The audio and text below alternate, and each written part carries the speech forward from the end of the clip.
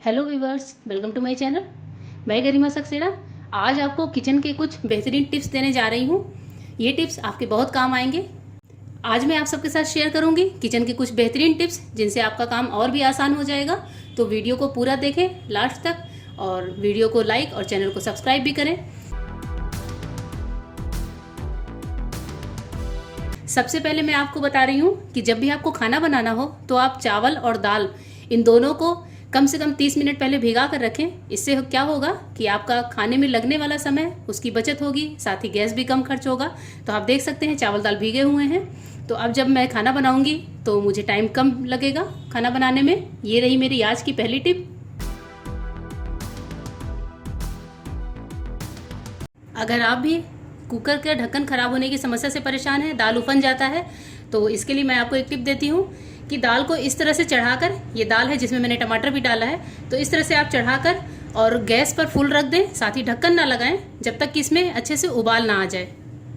साथ ही ढक्कन पर अंदर के साइड हम थोड़ा सा घी लगा लेंगे। इस तरीके से आप देख सकते हैं। आप चाहे तो घी का यूज़ करें या फिर तेल का।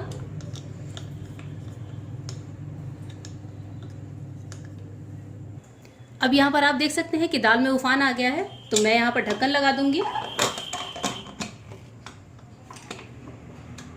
अभी हम गैस को फुल ही रखेंगे।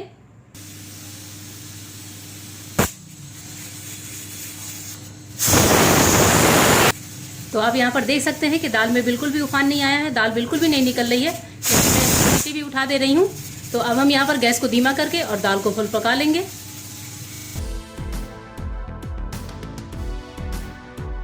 तीसरी टिप है, जब भी आपको पास्ता बनाना हो तो आप इसे पहले भिगो कर रखें 2 घंटे पहले पानी डालकर, और इसे हम छोड़ देंगे इस तरीके से।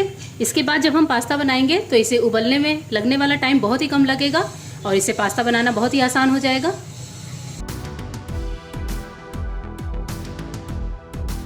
आज की मेरी एक और टिप, जब भी आपके पास दही खट्टी ना हो और आपको कढ़ी बनाना हो, जो कि कढ़ी में खट्टी दही बहुत अच्छी लगती है, तो फिर दिक्कत होती है अगर हमारे पास खट्टी दही ना हो। तो उसके लिए हम ये करेंगे, नॉर्मल दही लेकर इसमें सबसे पहले डालेंगे नमक,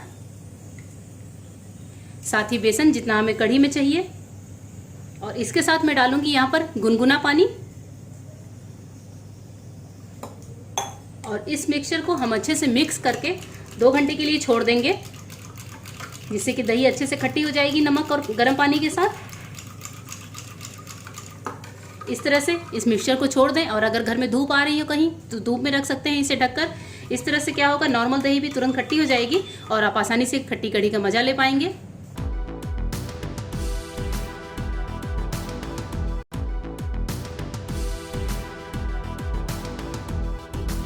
आज की एक और टिप, जब भी आप कोई फल काटते हैं जैसे कि तरबूज, खरबूज या फिर पपीता जैसा कि मैंने काटा हुआ है, और वो आपके पूरे यूज़ में नहीं आ रहा हो, तो उसे फ्रिज में रखने की बजाय आप इस तरह से इस पर ये क्लिंग शीट चढ़ा दें इसके आधे पार्ट पर, और आप देखेंगे कि पपीता पूरी तरह से एकदम ताज़ा है। मैं इस तरह से करके 24 घंटे के लिए इसी किचन के काउंटर पर ही छोड़ देती हूँ।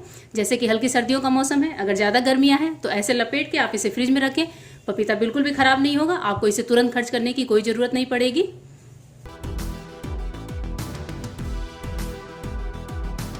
चाय को लेकर मैं एक और टिप बताती हूँ। जब भी आपको चाय उबल रही हो और इसमें अदरक डालना हो, तो आप इसे इमाम दस्ते में कूट कर ना डालें, बल्कि क्रशर से घिस कर डालें।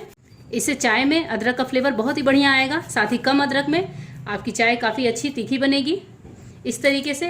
और फिर इसे धीमी आंच पर हम उबाल लेंगे।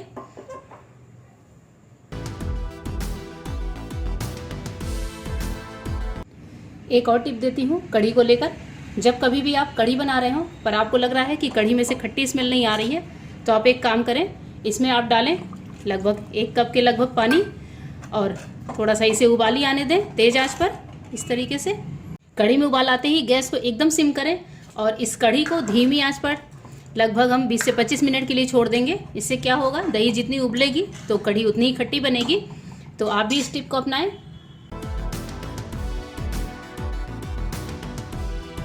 जब कभी आप भी सूखी सब्जी बनाएं और इसमें नमक तेज हो जाए तो अपनाएं ये टिप। बेसन को थोड़ा सा भून लेंगे, सूखा रोस्ट करेंगे खुशबू आने तक। बेसन भुन जाए तो गैस को कर दें बंद और इस बेसन को सूखी सब्जी में कर दें मिक्स। इससे क्या होगा कि नमक जो तेज हुई है वो बैलेंस हो जाएगी इस तरीके से।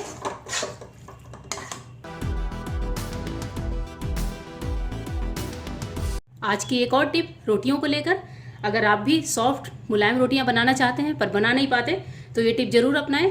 जब भी आप आटे को गूंथ लें इस तरीके से, जब भी आपका आटा पूरा गुंद जाए तो आप पानी की कुछ बूंदें आटे के ऊपर छिड़क कर इस तरह से और इसमें जगह बना दें जिससे पानी अंदर चला जाए। आटे को इस तरह से पानी डालकर 10 मिनट के लिए हम छोड़ देंगे। इसके बाद हम वापस से आटे को मल कर तैयार कर लेंगे। 10 मिनट के बाद आटे को वापस से अच्छे से मल लेंगे। इससे क्या होगा, आटा एकदम सॉफ्ट लचीला हो जाएगा इस तरीके से। तो इस तरीके से जब भी आप रोटियां बनाएंगी, रोटियां एकदम फूली फूली मुलायम बनेंगी। एक और टिप रोटी बनाने वाले तवे को लेकर, जब भी आपका तवा इस तरीके से अच्छा खासा जम जाए पराठे या रोटी बनाने के बाद और काफ़ी दिन हो जाता है पर ये साफ़ नहीं होता, तो इसके लिए आप क्या करें कि गैस को फुल आंच पर करें और तवे को उस पर 3 से 4 मिनट तक रखकर ऐसे ही एकदम गर्म छोड़ दें। तवा जब बहुत अच्छे से गर्म हो जाए तो आप इस तरह का कोई पलटा लें मजबूत सा, या फिर कोई आप चाकू ले सकते हैं और ऐसे आप देख सकते हैं कैसे ये निकल रहा है। इस तरीके से इसके साइड को रगड़ते जाएं, सारा कचरा निकल जाएगा, तवा बहुत ही अच्छे से साफ हो जाएगा।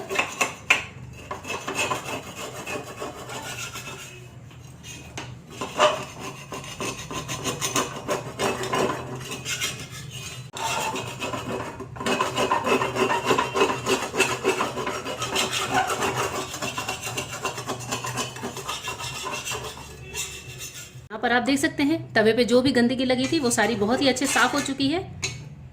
तो यहाँ पर आप देख सकते हैं फ्रेंड्स कि तवा एकदम बढ़िया चमकदार एकदम चिकना हो गया है। मैं आपको दिखा दूँ कि इसमें से कितनी ज़्यादा गंदगी निकली है। तो इस तरह से हम अपने किसी भी पुराने तवे को बहुत अच्छे से साफ कर सकते हैं।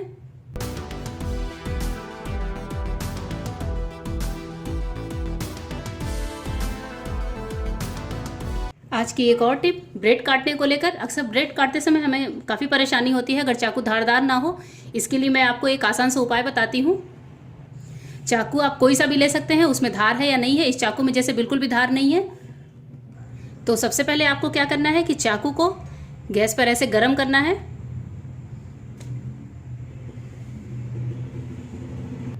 उसके बाद आसानी से ब्रेड कट जाएगी। आप देख सकते हैं यहाँ पर मैं आपको काट कर दिखा रही हूँ।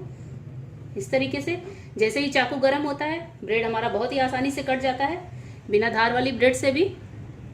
ये टिप आपके बहुत काम आएगी क्योंकि अक्सर हम सैंडविच या कुछ और बनाते रहते हैं जिसमें ब्रेड को काटने की ज़रूरत होती है।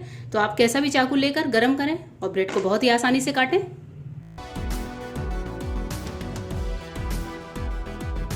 कभी कभी हम अदरक लहसुन का पेस्ट ज़्यादा पीस लेते हैं तो इसे हमें स्टोर भी करना होता है फ्रिज में। इससे क्या होता है, हमारा काम आसान हो जाता है। पर डर ये भी होता है कि कहीं फ्रिज में अगर ये पेस्ट ख़राब हो गया तो ये पेस्ट ज़्यादा से ज़्यादा 5 से 6 दिन या फिर 1 हफ्ते ही चलता है।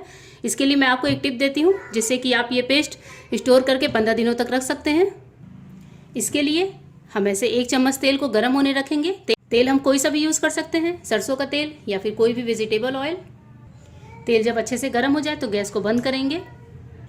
अब इस गर्म तेल को हम इस पेस्ट में डालेंगे और पेस्ट को अच्छे से मिक्स करेंगे।